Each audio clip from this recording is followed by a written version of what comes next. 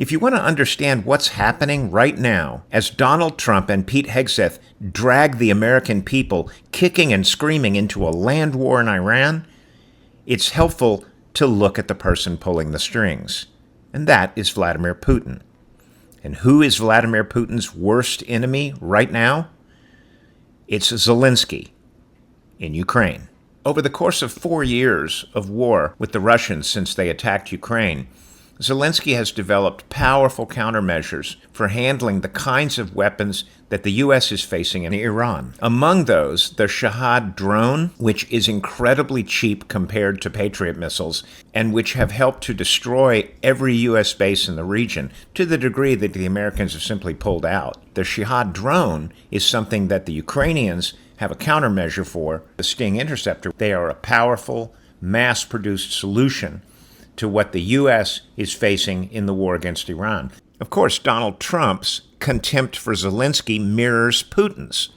So when Zelensky and the Ukrainians offered help to the American military, Trump rejected it, saying that he's the last person in the world we need help from. We need Ukraine's expertise, and not only with drones. An American F-15 configured for 2 pilots was shot down over Iranian airspace today. One of the pilots has been rescued. One of the pilots is likely captured. The other thing the Ukrainians know all about is how to protect high-cost military aircraft from Russian air defense. Ukraine has learned in the war against Russian air defenses that you protect your fighter aircraft by using them to deploy standoff munitions, not fly over Russian territory. These lessons were hard learned. So how do we make sense of Donald Trump and Pete Hegseth's rejection of Ukrainian expertise in the war in Iran? Well, there's one simple answer. Vladimir Putin has 3 goals for the United States of America. 1 is to destroy our standing in the world.